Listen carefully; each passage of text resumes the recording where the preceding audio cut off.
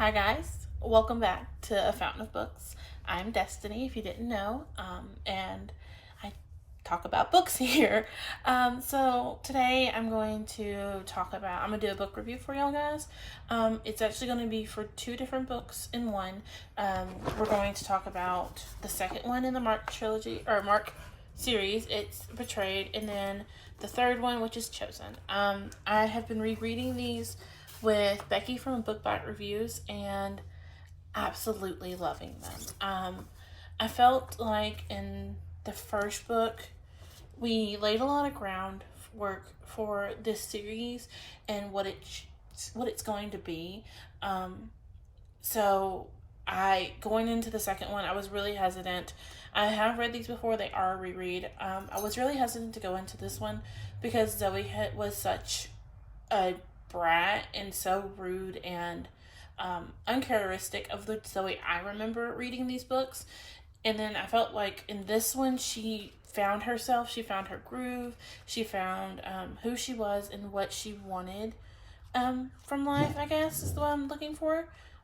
She found out who she was. And so it got better in this one. We got our main cast, we got our groups, and this one I ended up going to give 5 stars. I loved it. It was wonderful. It was great.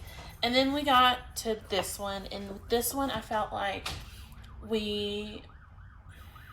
Excuse the sirens. There's a highway right outside my window. With this one I felt like Zoe regressed a crap ton. We lost a character, which had a lot to do with it. Her confidant, her person she went to for everything, she lost in this one. And so with that being said, Zoe regressed a whole bunch, while another character we watched blossom and grow and come to somebody that we actually are liking, and we're like learning more about her and her situation and her life, which started in the second one and now has continued into this one. But there's a lot that happens. There's a lot of spoilers that I don't want to give, even though it is a backlisted title. I don't want to give any spoilers for anybody who hasn't read it. But Zoe does go back to being book 1 Zoe, which was hard for me to see because I know where she ends up. I know the person she ends up after a little while. And so watching her regress in this one was really hard. But I felt like the author did a really good job of showing why she regressed and why this other character is progressing in the way she is, and why things are ending up the way they are. It's very much a series where the teenagers act like teenagers. They don't act like adults. They don't act like they have everything put together. They don't act like they're all wise and knowing. They are teenagers. They do make mistakes, and she does do things that as a teenager I would have done. She ends up in a relationship with someone who she had no business being with, and this person had no business even entertaining a relationship with her, and she acts like a normal teenager would. Like, she jumps into it not knowing and not thinking it through, just like any teenager would. This one, though, for me was a 4-star because I felt like even though she lost her confidant, I don't think the personality they set up, I don't think Zoe would have regressed that far as she did in this one. So I'm giving it 4 stars. But this series has been such a fun reread and so much fun to like watch Zoe grow and watch the group grow and watch, what happened in the end of this one. Makes you really, really, really want to pick up the 4th one, which is Untamed. I'm not going to go into this because I have read all of these. I do remember a little bit what happens, but not a whole bunch. But as far as these two go, I loved them. I loved every minute about them. I cannot wait to watch the rest of the series, to go through and like read and hang out with them and everything.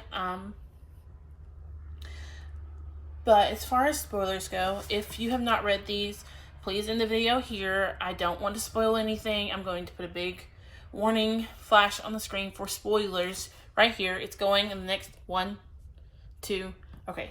spoilers. So at the end of Betrayed, if I'm correct, yes, at the end of Betrayed, Heath is abducted. Zoe lost Stevie Ray. Heath is abducted by monsters who turn out to be Stevie Ray and other fledglings that has been unmarked, is the way they put it. In this one, they come up with the unmarked title, but they have been unmarked, and they basically died and come back. So they're like sort of like zombie vampires. Like, that's what I think of them as. And so Zoe has to go save Heath, and she's dealing with the fact that Stevie Ray's back alive, and like the decisions she makes is so, like I said before, classic teenager. In this one, though, she has a relationship with her professor. They sleep together. He turns out to be not what she thought he was. Turns out that her mentor is awful and is a awful human being. And the goddess keeps reminding her, not everything that is dark is evil, and not everything that's light is good. That is Narfiet. I might be pronouncing her name wrong. Excuse me. I never know how to pronounce her name. I should have watched some YouTube videos about how to pronounce her name. But she is so evil. And such the classic villain where, oh no, I'm great. And then just turns out, oh no, I'm evil. And now you are the only one that knows about it. And I'm going to isolate you because no one else knows what's going on. So at the end of this book, we find Zoe where she's very isolated and very alone. She feels alone. She's lost all 3 boyfriends she thought she had. Her group of friends can't stand her and think she lies about everything because she didn't tell them Stevie Ray was still alive. That point there is where this book really gets the 4 stars from me and not 5, is because I feel like her group of friends, she should have known better. She should have known that they would be like, okay, like they would have dealt with everything and helped her further herself instead of her keeping it a secret, because they love her. They love Zoe. And if she had told them the truth, she wouldn't be alone anymore. She wouldn't be as alone as she was in this book, or in this book. Because they would have been excited Stevie Ray was alive. But instead, they find out Stevie Ray's alive when Stevie Ray just busts in the middle of the ritual. And it's like, oh crap, Stevie Ray's alive? Like, why didn't you tell us? And I think that's the big part. Like, they feel like she's been lying, because then at the same time they find out about Lauren and that she was sleeping with him and that she cheated on Eric and about the imprint. Like, they find out everything that's been going on in one big bomb, and I feel like that contributed a lot to them not wanting anything to do with her. I'm hoping they get better in the next book. They come back together, they understand, and Zoe explains exactly what's going on here. But oh, they're so good. There's like watching like 13 Reasons Why, or one of those where you're watching because you want to know what happens next. You love these characters. You care for them. They're adorable. They jump off the page at you. It's just, honestly, it's a wonderful series. If you've not read this, I definitely highly suggest it. Even though I'm giving this 4 stars and I gave this one 5 stars, the first one I gave 5 stars as well. I'm literally only giving this one 4 stars because of how Zoe handled everything, and I feel like she could have handled it better. But they're so good. I can't wait to see where the series goes, as I said before. I think I have them all except the last like 2, and I'm hoping to get those in my hands before we get to them. We have been reading 1 a week, which is flabbergasting to my mind because I haven't been reading anything at all, really. Again, we start this one pretty soon, and I cannot wait.